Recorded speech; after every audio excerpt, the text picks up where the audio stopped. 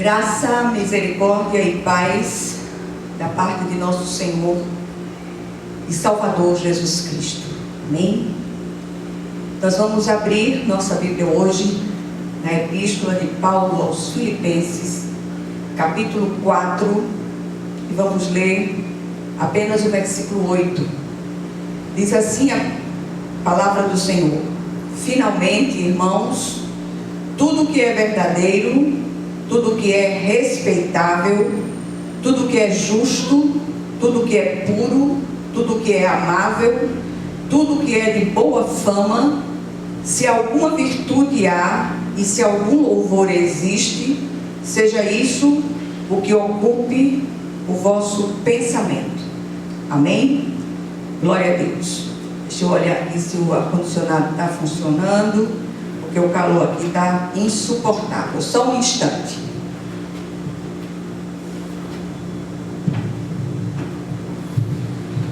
Glória a Deus. Vamos orar. Senhor, nosso Deus e nosso Pai Celestial, clamamos a Ti, Senhor, confiados no poder que há no sangue de Jesus, que o Senhor venha ministrar esta palavra aos nossos corações, que nenhum tio, nenhuma vírgula se percam, mas que sejamos profundamente ministrados pelo Teu Espírito, em nome de Jesus. Amém. Glória a Deus. A gente começa essa mensagem de hoje com uma pergunta: o que temos efetivamente armazenado em nossos corações? Eu tenho conversado com muitas pessoas, tenho ouvido outras tantas, e é impressionante a quantidade de mazelas que as pessoas carregam dentro do coração, armazenam dentro dos corações. E isso tem gerado um sem número de desavenças familiares, de rupturas entre pais e filhos, entre cônjuges, entre amigos. E tudo isso poderia ser perfeitamente evitado se nós atentássemos para o que dizemos e para o que ouvimos. O apóstolo Paulo, já em suas palavras finais aos irmãos de Filipos, ele os exorta a mudar o padrão de pensamento a outro digno do novo modo de andar. Se um dia nós fomos encontrados verdadeiramente pelo Cristo, se Ele mudou a nossa história, se mudou a rota da nossa vida, e nós insistimos nos velhos padrões, nunca vamos desfrutar de um relacionamento pleno com o Senhor. Quantas loucuras têm acontecido nas famílias, quanto peso eu vejo sendo carregado por muitos. E eu queria hoje clamar ao Senhor para que abra o seu entendimento, para que nós sejamos profundamente ministrados por essa palavra de vida eterna. Ministrados e transformados, porque se você simplesmente ouve a palavra e ela entra por um ouvido e sai pelo outro, as coisas permanecem do mesmo modo. Mas não é isso que o Senhor quer.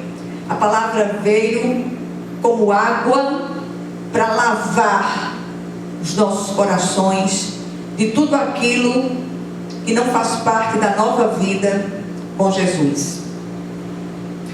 As palavras de Paulo àqueles irmãos lá de trás do passado também se aplicam aos cristãos de todas as épocas. E quase posso ouvir, toda vez que eu leio esse texto, quase posso ouvir a voz de minha mãe em seu zelo materno fazendo a pergunta do início, quando me distraía e fazia algo contrário ao que tinha sido ordenado por ela. O que temos na cabeça invariavelmente define as nossas ações e inclinações. Jesus diz isto de outra maneira. Ele diz: a boca fala do que está cheio o coração. Minha mãe dizia: o que é que você tem na cabeça? E o simples tom da pergunta já revelava o alcance daquela indagação. E nos levava invariavelmente a fazer uma vistoria interior daquilo que realmente a gente tinha na cabeça. Parafraseando o mestre, o que armazenamos em nosso coração ou pensamentos serve de força propulsora para os nossos atos. Voltemos à pergunta inicial: o que temos armazenado em nossos corações, afinal? Eu conheço pessoas nessa minha caminhada com o Senhor, e de muitas escutas,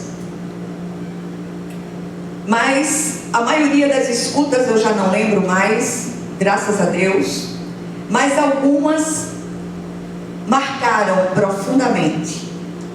Assim como marcaram aquelas pessoas que compartilharam suas histórias. São pessoas que carregam vida fora, fardos imensos,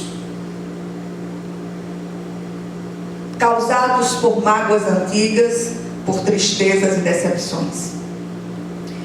O que temos deixado entrar pela janela dos nossos olhos, que tem se acumulado em nossos pensamentos e requerido ações.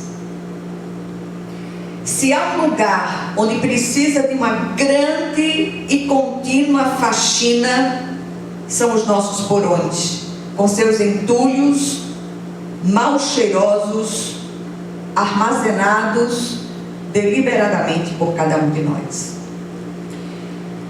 E eu queria mais uma vez chamar a atenção da igreja, chamar a atenção daqueles que me ouvem pela internet, que se deixem sondar pelo Espírito de Deus. Como diz o salmista, que o Senhor sonde os seus corações, os nossos corações, e veja se há em nós caminhos maus e nos conduza para os caminhos do Senhor, para os caminhos eternos. Se fizéssemos isso mais vezes nas nossas orações, não seríamos os grandes depósitos de lixo emocional ambulantes. Que tal começarmos lá pelos nossos porões a mudança que buscamos fora? Eu gosto demais de fazer faxina, jogar fora entulhos, tranqueiras, mofadas ou enferrujadas, coisas que só servem para o refúgio de ratos e animais peçonhentos. E não há nada pior do que os ratos e os animais peçonhentos espirituais. São demônios que se alimentam das nossas mágoas, dos nossos ódios, das nossas intrigas, e vai minando a nossa vida espiritual, impedindo que recebamos aquilo que é nosso por direito de herança. Eu gosto de abrir armários, de tirar gavetas dos lugares, levantar velhos tapetes, mudar móveis de lugar, jogar fora o que não serve, abrir janelas para que entre a luz.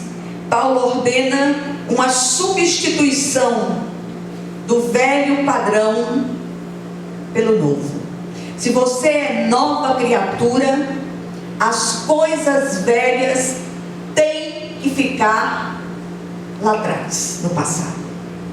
Você não pode transportar as velhas tranqueiras para a nova vida em Cristo. Não cabe essas coisas antigas, essas coisas velhas na nova vida em Cristo. O apóstolo Paulo propõe uma espécie de faxina em nossos porões. O que deve então ocupar o nosso pensamento segundo o padrão paulino? Primeiro, tudo o que é verdadeiro. E é impossível nesses dias não falar sobre isso. Nós estamos experimentando um tempo em nossa nação nunca visto, quando muitos dos que se dizem servos de Deus estão envolvidos em arruaças, envolvidos em campanhas, em coisas políticas, interesses políticos, e tem se valido daquilo que não é verdadeiro. Ouve-se uma história aqui, ouve-se outra história ali, se faz um mosaico mentiroso, e isso tem gerado uma série de coisas negativas que depõem contra o Evangelho do Senhor. O apóstolo aqui propõe uma mudança radical no padrão. Ele vai ao cerne da questão e nos apresenta um filtro para o pensamento. A lista é longa e ele começa pela substituição da mentira pela verdade. Precisamos ser mais criteriosos, precisamos assuntar um pouco mais, ouvir, checar as fontes para saber se aquilo que ouvimos é verdadeiro ou falso. Acostumamos-nos tanto às pequenas e aparentemente inofensivas mentiras que as usamos quase sem sentir. É o velho padrão imperando. E vocês não se iludam, porque o nosso adversário, ele não desiste de nós. E ele vai tentar de todas as formas nos trazer de volta para ele. Abramos os olhos, prestemos atenção na jornada, prestemos atenção àquilo que ouvimos. E eu repito, chequemos as fontes, em nome de Jesus. A segunda coisa que deve ocupar o nosso pensamento é tudo que é respeitável. Depois vem o que é respeitável. Será que o que tem efetivamente ocupado o nosso pensamento merece respeito? Para pensar sobre isso. Analisa, ouve a palavra, medita naquilo que você está ouvindo, deixa que o Espírito de Deus ministre essa palavra ao seu coração. Eu não tenho capacidade de fazer isso. Eu tenho a capacidade apenas de entregar. Mas o Senhor, o Espírito de Deus, é quem ministra esta palavra aos nossos corações. Que nos deixemos ministrar, que sejamos bons alunos e que o Senhor faça as mudanças que são necessárias nos nossos corações, em nome de Jesus. Em terceiro lugar, deve ocupar o nosso pensamento tudo que é justo, tudo que é puro, tudo que é amável, tudo que é de boa fama. Em seguida vem essa outra lista, uma lista e tanto.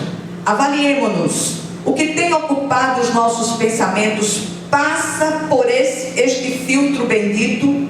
Bem, se passa, continuemos o armazenamento. Se não, se desfaça de tudo isso em nome de Jesus.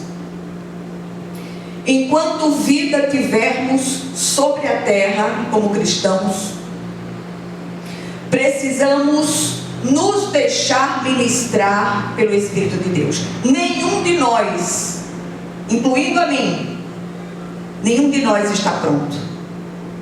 Se continuamos na terra, é porque Deus tem propósito de crescimento, de mudança, de amadurecimento. Que nos deixemos ministrar, que sejamos bons alunos, em nome de Jesus. Em quarto lugar, tudo que é virtuoso e louvável que isso ocupe o nosso pensamento.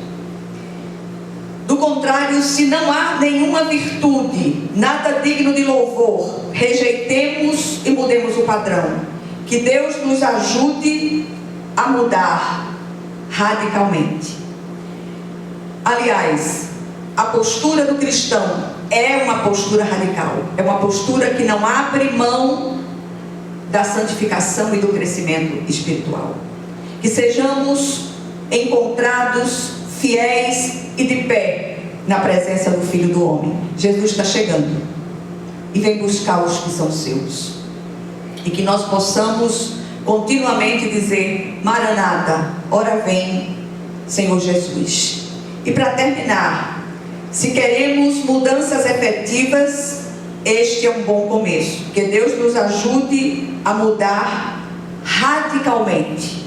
Que faxinemos o santuário em nome de Jesus. Amém. Vamos orar.